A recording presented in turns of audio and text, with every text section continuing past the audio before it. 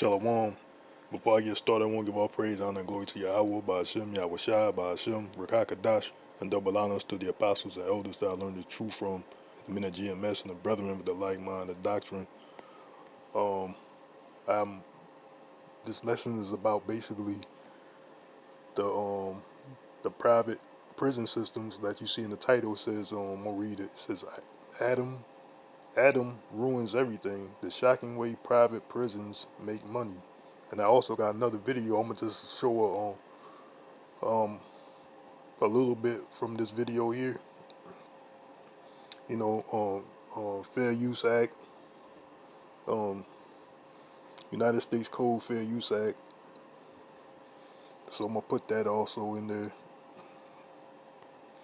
And this video is gonna show you about the injustice of the so-called justice system and these private prisons.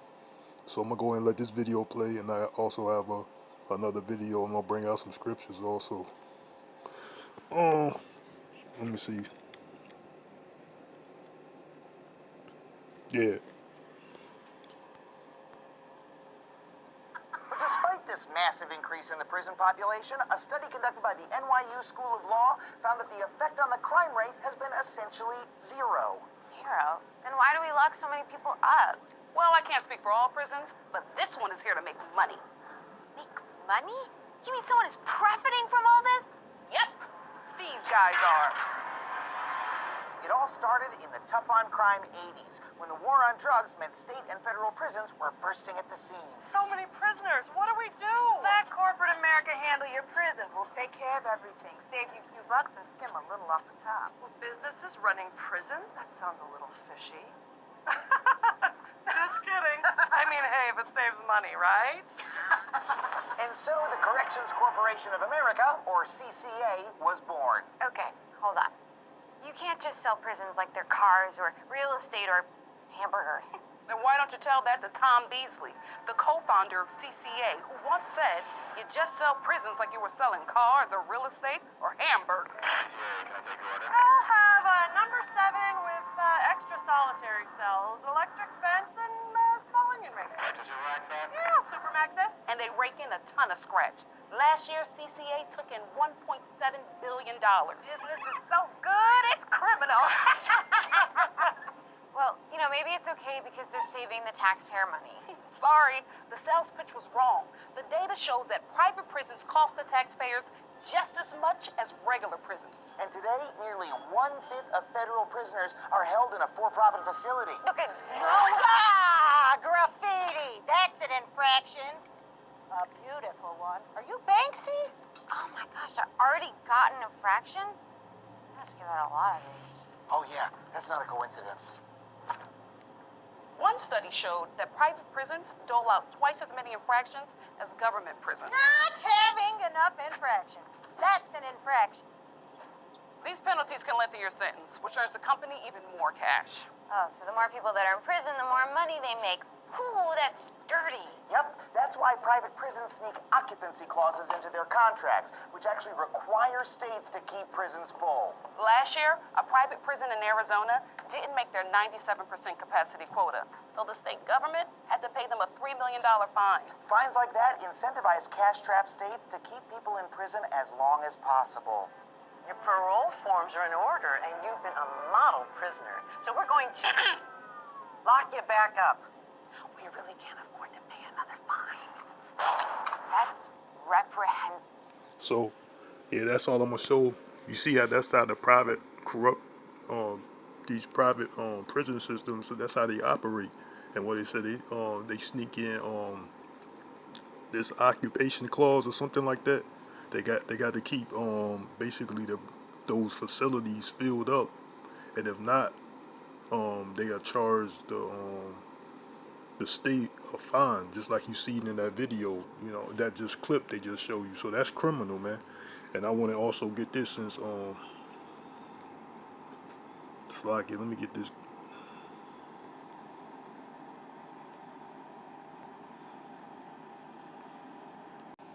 Yeah, I want to get this out of Isaiah, the 10th chapter, and the first verse, and it says, "Woe to them that decree unrighteous decrees, and right grievousness which they prescribe. See, that's an unrighteous decree that, you know, they got to keep people locked up. You know, they also targeting who, which we're gonna get in the second verse. They targeting the poor, which is the Israelites, you so-called blacks, Latinos, and Native Americans, which these laws that you know, the Esau Edom, that, you know, the powers that be, you know, coming down from the elite of Edom, he passed down these unrighteous decrees to do what? It says to turn aside the needy.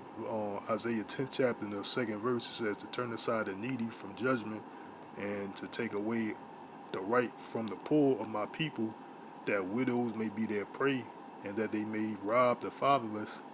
And what will ye do in the day of visitation, and in the desolation which shall come from far?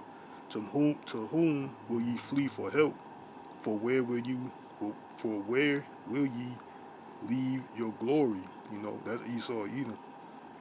You know, where he's gonna flee for help, man, because that's what he do. These unrighteous decrees, you know, through his laws and legislations that he passed, he write grievous laws, unrighteous decrees. Which also, I'm gonna bring this other video out, which what they were saying that the occupancy clause, that they got to keep the jails like 97% occupied with people, with inmates. If not, they get fined. The federal government will fine the state. So they just lock people up just to keep that occupancy rate up. So I got another video, and I'm gonna bring out some other scriptures.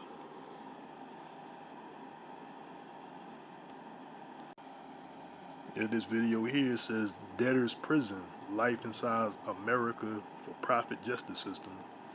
So this is another video that I'm gonna bring out, and I'm gonna bring some scriptures out also.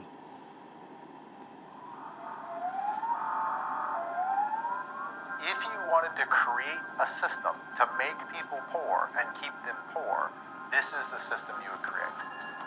You get a speeding ticket, a wealthy person can go and pay it, and a poor person cannot.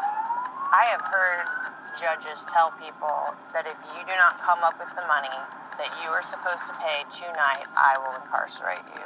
It's a fundamental misunderstanding of the law. I mean, these are basic violations of the Constitution. That's all they want is money. If you don't pay your fines, you will go to jail.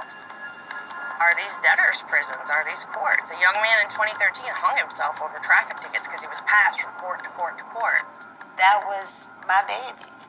Don't outlive your children. You take away people's lives. Some people fight back.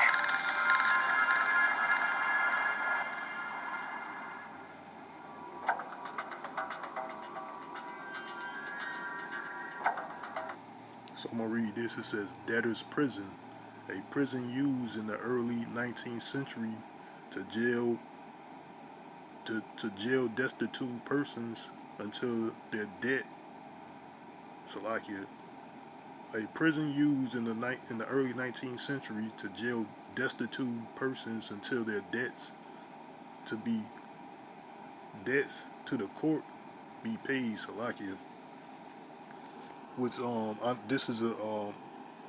this is basically what they're gonna say. This is something that was illegal, and was something that was abolished, so to speak, but they brought it back up in a different form, which they're gonna explain in this video. Debtors' prisons were originally created in the Middle Ages to hold debtors hostage as the ultimate collateral until their families can pay what they owed. They were outlawed in the U.S. in 1833 for being unconstitutional, but now they're seeing a return in a different form. In the South, municipalities strapped for cash have been targeting their most vulnerable citizens, who are primarily black and living under the poverty line. In Missouri, some of these municipalities generate anywhere from 20 to 40% of their total revenue by fining citizens. Bell Ridge, a small town of 2,700 people, collected almost $500,000 in fines and revenues in 2014 by issuing 7,700 tickets. That's at least 2 tickets for every resident. According to the ACLU, there are 9 states in the country where local governments jail people for failing to pay legal fines. In 2013, the 90 municipalities of St. Louis County, Missouri alone collected $60 million in fines and court fees. Fines range from traffic violations to quality of life ordinances, which fine you for things like sagging pants, chipped paint, mismatched blinds, or even having a barbecue in your front yard. Once you receive a ticket for an offense, you have to go to court to pay the fine. If you can't pay, then you're sent to jail. When you leave jail, you can face probation fees, which only adds to the original debt you were in and couldn't afford to pay to begin with.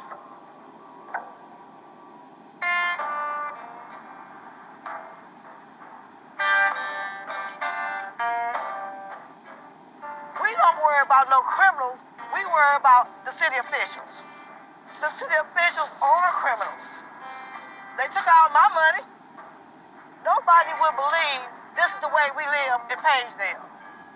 Valerie Whitner is a Missouri resident making less than $30,000 a year, who has received roughly $1,200 in fines annually for the past 8 years.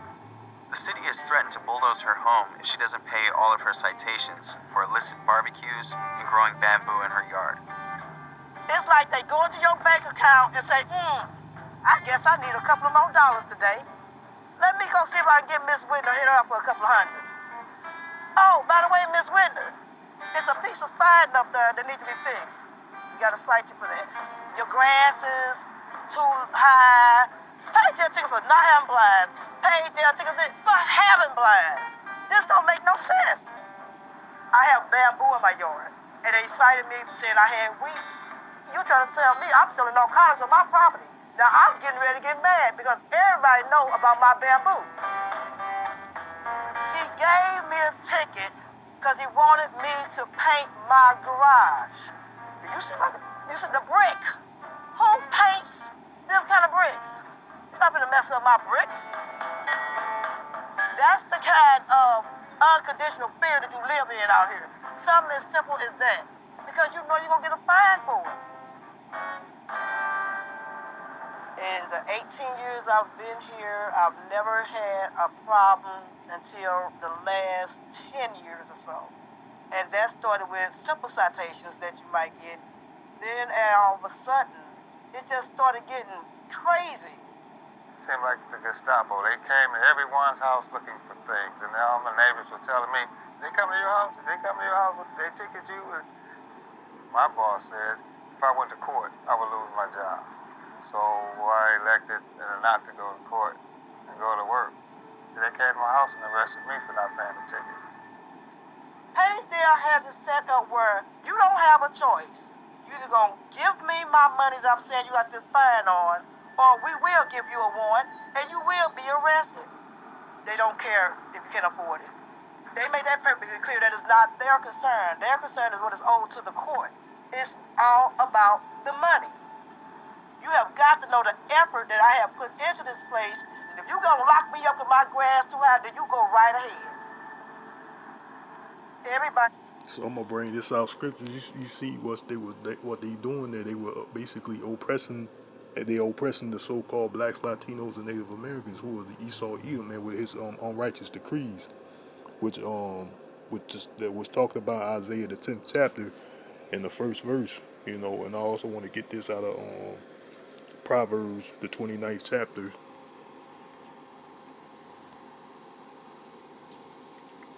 Proverbs 29.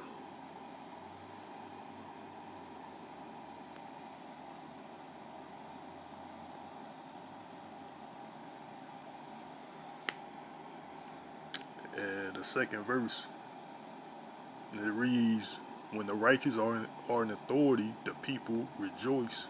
But when the wicked bear rule, the people mourn. So that's what's going on. The people are mourning because what? Because what? The wicked are in authority, who is the wicked, pursuing the Malachi, the 4th chapter. Malachi 4, starting at the first verse, I think, Salakia. The book of Malachi, which is Esau Edom, you know, the self-proclaimed white man, he's in rulership. So that's why the people are mourning, because the wicked are in authority. The wicked beareth rule, Salakia. But I'm gonna go ahead and play the rest of this video. My page there is in court on Thursday. So you don't have to bother go to your neighbor's house to see him. Go to the court. You'll see all your neighbors. People in the same situation as Valerie line up at the local municipal court to try to... She said go to court. Neighbor's house to see him. She said if you want to go to court, you see all your neighbors or something like that. I was winding it. Go to the court. You'll see all your neighbors. That's why he said what I just read. With the people, when the righteous are in authority, the people rejoice. But when the wicked beareth rule, the people mourn. So everybody's mourning because of the demon Esau Edom is in rulership. People in the same situation as Valerie line up at the local municipal court to try to pay their fines and seek counsel. Stephanie Loomis is an attorney at Arch City Defenders, an organization that represents the impoverished and trapped in the system. The line stretches well into the bank parking lot. The people wait out here for a couple hours. This is a cash cow. These courts are created to provide revenue for the town. This system only affects the poor. The poor are the ones lined up. Well, he said the system only affects the poor. I'm gonna get this out of Isaiah again, so like it. Isaiah the 10th chapter, right? I just read it, but at the beginning, but I'm gonna bring it out again. Isaiah the 10th chapter in the first verse is woe to them that decree unrighteous decrees and that right grievousness which they prescribe to turn aside the needy from judgment and to take away the right from the poor of my people, that the widows may be their prey and that they may rob the fatherless, man. That's what Esau Edom does, the wicked, man. It's gonna woe destruction to Esau Edom. That's why his kingdom is coming down as I speak. His kingdom is falling. Babylon is falling. It's not gonna be it's not gonna be healed. Well, I'm gonna just let this video still play. Night after night outside these courts, and the poor are the ones filling the pews. This isn't like Grand Theft Auto. These are fucking traffic tickets. We went with Stephanie just a few towns over from Pagedale to Jennings to speak with some of the local defendants outside of the municipal court. You walking there now is predominantly all Caucasian male officers in there, but everybody who sit down is black. Everybody. So what he said when you walk in there, it's nothing but Caucasian, which Caucasian means cave dweller, which Esau Edom is, he the one, he from the caves,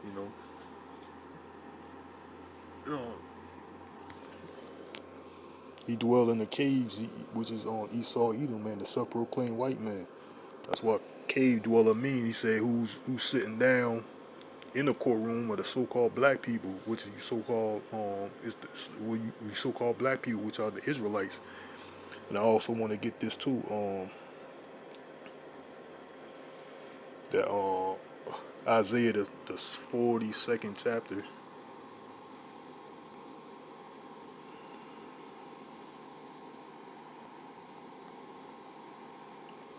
Isaiah 42 and 22.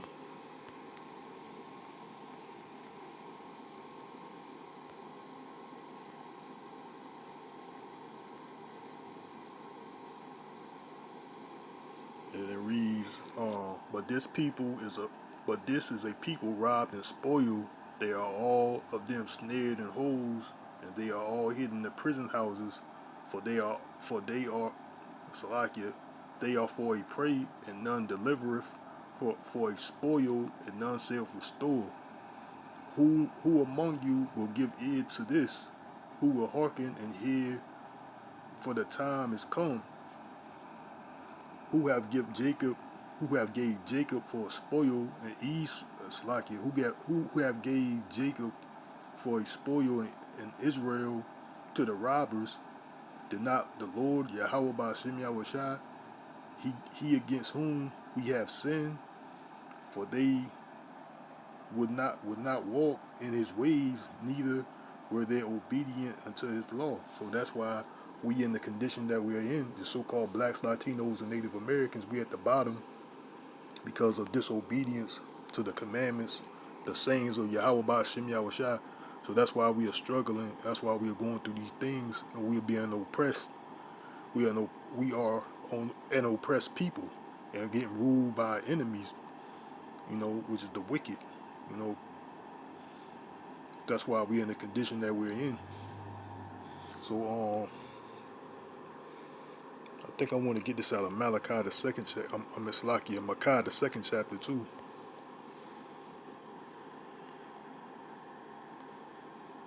Malachi the second chapter, and it says, "Woe to them that devise iniquity and work evil upon their beds. When the morning is light, they practice it because it's in the power of their hands." So that's Esau Edom, man. We come up with these laws and legislations, overnight, you know, and then when the morning is light, what they do, they put it into action. You know, they make the bills, they write it into laws, and then they put it into actions to oppress the poor, which is you so-called blacks, which is you Israelites, you so-called blacks, Latinos, and Native Americans. So I'm gonna still play the rest of this video. I don't have a criminal history. Auto, these are fucking traffic tickets. We went with Stephanie just a few towns over from Pagedale to Jennings to speak with some of the local defendants outside of the municipal court. You walking there now is predominantly all Caucasian male officers in there, but everybody who's sitting down is black. Everybody. I don't have a criminal history or anything. I get pulled over, they search me like a criminal, pull me out the car. Like, they didn't even give me a reason why they flagged me, so, but that's normal, The police out of nowhere pulled me over, and I asked him, why didn't you pull the other car over? He said, just because he wanted to pull me over, basically. And the other car did the same exact thing I did, but he was a different color, and I was black. That's what it was. That's what it is. What she said, she pulled us. That's what's that? Edomite supremacy, or what they call white supremacy. She said the other driver, the other car did the same exact thing that she did, but they just pulled her over because she's black. Which what black means? She's claiming to be black out of like the scripture said, "My people are destroyed for lack of knowledge." Black means basically black is a derogatory word, a byword, which is a curse that was placed upon us. We're gonna be called these bywords. Anything that's other than what you are, your nationality, is a byword. So being black, which black means wicked, void of light, evil. So that's why they look at you. They throw that title black. And that's how they treat you accordingly. They treat you like a black person, a criminal, a wicked person. So that's how these Esau Edom, the self-proclaimed white man, that's how he treat you people. Salakia, you so-called blacks, Latinos, and Native Americans. That's how he treat. If you want to call yourself black, Indian, which means savage, Mexican, whatever these bywords, which Mexican that means mixed, I think. African American, which is named after two Edomites. So that's he treating you accordingly. But I'm gonna go ahead and let this video play. When you start a mighty network. Salakia, that was a commercial. Just because he wants to pull me over. Flag you, so, but that's normal, The police out of nowhere pulled me over, and I asked him, why didn't you pull the other car over? He said, just because he wanted to pull me over, basically. And the other car did the same exact thing I did, but he was a different color, and I was black. That's what it was. He didn't want to say it. They're not catching any real criminals, though. That's my thing. Like, you filling your jails with people who go to work every day, who may have expired plates by a day or two, and those are the people you targeted. I've been jailed 12 times for not. So yeah, they said that they're not even catching real criminals. They targeting people that work every day. They go to work every day that may have like a little traffic infraction or whatever. So I want to get this also out of Psalms, the 10th chapter. That's what he's doing, man. That Esau Edom, he doesn't care, man. What it says, he have to cause some to fall. Roughly paraphrasing, his sleep will be taken away unless he calls some to fall. So it don't matter. You got to get somebody of our people some way, some form, some way. He got to get He gotta cause some people to fall, man. That's Esau eating the devil. Sleep will be taken away from him. So this is Psalms chapter 10. I'm gonna start at verse 8. And it says, He sitteth in the lurking places of the villages, in the secret places doeth he murder the innocent. His eyes are set privily against the poor. He lieth in wait secretly as a lion in his den. He lieth in wait to catch the poor. He doeth catch the poor when he draweth him into his net, man. What net is what? That's this just like that title says, what the title says, America's for profit justice system. That's that net. His legal system, his court system, which he controls by these unrighteous decrees, these policies and procedures. You know, that's that net, man. That's that trap. That's just one form of it. You know, the so-called black lifestyle is another trap to get you caught in this other lifestyle. His criminal or his criminal justice system, so-called justice system. You know, it's all to get you in the trap. It's all like a what they call a circulation. It's just get people circulated in this trap that he got set. Especially so-called blacks, Latinos, and Native Americans. It's primarily set up for you. You know. So yeah, I'm gonna go ahead and continue with this video. Not being able to afford my papers. They're not allowed to incarcerate you for not having money. But this is a law. They don't care. They still do it anyway. He just told me basically I'm gonna have to pay the fine or What the lady says against the law for them to incarcerate you, because that is unconstitutional. You know that you can't be put in prison for something civil, basically, because that's what it is. It's a civil thing. You can't be put in prison for a debt because it's not a crime. But just what that guy say, they gonna do what they want. Yeah, especially to the so-called blacks, Latinos, and Native Americans, they gonna do exactly what they want. You know, this system is not here to uphold or support you primarily. It's here to oppress you. You know, that's why we are being oppressed. for jail basically. These the type of prices make you don't even want to come back to court. You know what I'm saying? They only give you a certain amount of time to pay it before they put another warrant out. So that's why they lock me up. Sometimes I just don't have the money to pay a ticket, and they had me stripped to my socks and my drawers and had me put on an orange jumpsuit like I was a murderer or something. I'm almost thinking about moving out of St. Louis, Missouri just because of how the police treat people. The 90 municipalities of St. Louis County were created after white flight from St. Louis, largely to exclude poor people and minorities.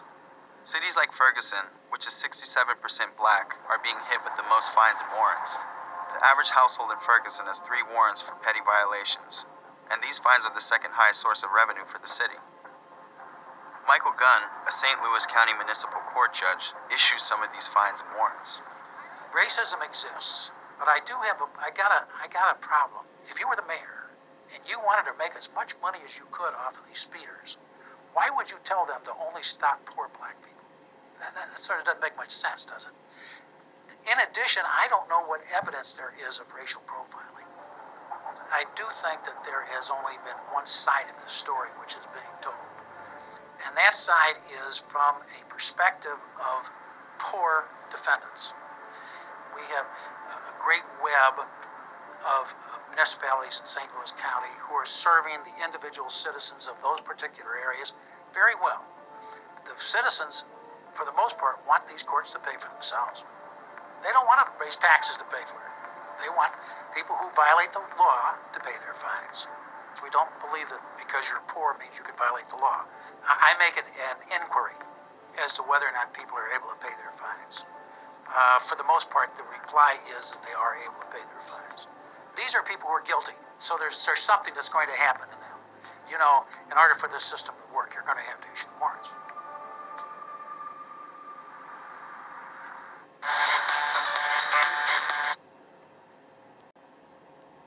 Slacky, that was a commercial. Harvey is the executive director of. You know, in order for this system to work, you're going to have to issue warrants.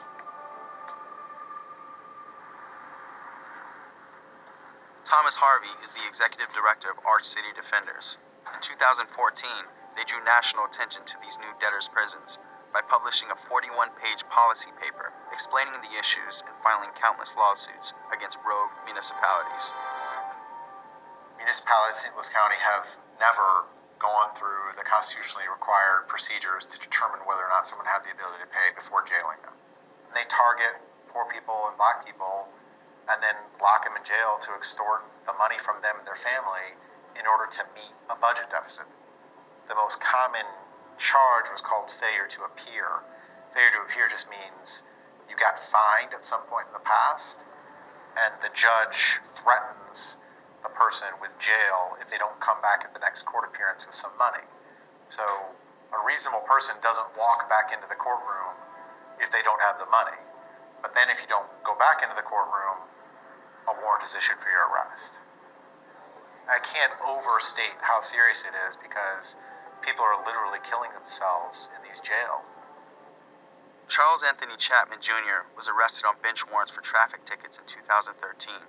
He was passed from jail to jail and ultimately hanged himself with his own bedsheet in Jennings, Missouri. He was only 24 years old. That's him here holding his sons. And if you look at that picture, he didn't want to let go. He loved his sons. Anthony was an above average student. Whatever he did, he wanted to be the best. He had a band of friends. He loved his kids. That's who he was. That's who he was. That is the tragedy of all of this. Them boys miss him deeply. I'm Paw, but I cannot substitute for their dad. Right down this strip of highway, that's probably where he first started getting his first. So look what happened to him. This guy killed himself, man. You know, because of what? Being oppressed by Esau Edom and his system, his white supremacy system. So I'm gonna just go ahead and forward it. You know, even though I'm gonna forward it to the end, I think, because they just go into the story of what happened with him and his father. So, but I'm gonna skip right here. Being oppressed in Esau Edom system caused this guy to kill himself. So yeah, even though there's some like it says I'm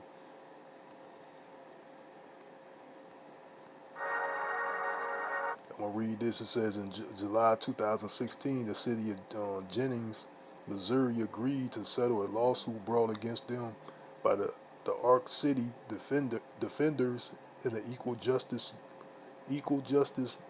under law over these modern day debtors prisons. So this system is basically what it was. It was outlawed, which they brought it back in another form.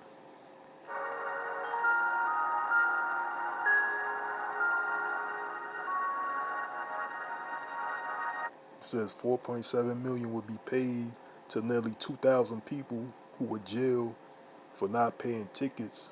Similar lawsuits have sprung up across the country in an effort to end these practices once and for all. So that's what it is. This was an unrighteous decree. You know, Esau Edom got this unlawful system set up to jail people for not paying a fine, which is not a crime. You know, it's unconstitutional, and it's basically what it said. It was a debtor's prison.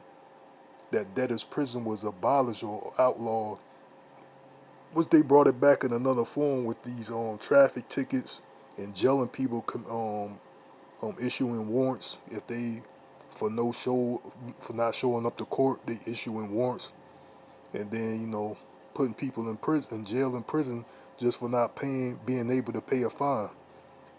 So that's all I'm gonna bring out for this video. That's Esau Edom, man. Where it says, woe to him who decree unrighteous decrees, man. That's what's gonna happen. Well, woe means destruction. So it's the destruction to Esau Edom, man, and his empire. Yeah, that's all I'm gonna have. And I hope I hope this lesson was edifying. And I want to say, call Halayim YAHAWAH, Ba'ashem, YAHAWAHSHI, Ba'ashem Rakakadash. Shalom to the next time. Yahawah Ratazah, which means Lord willing, and YAHAWAH.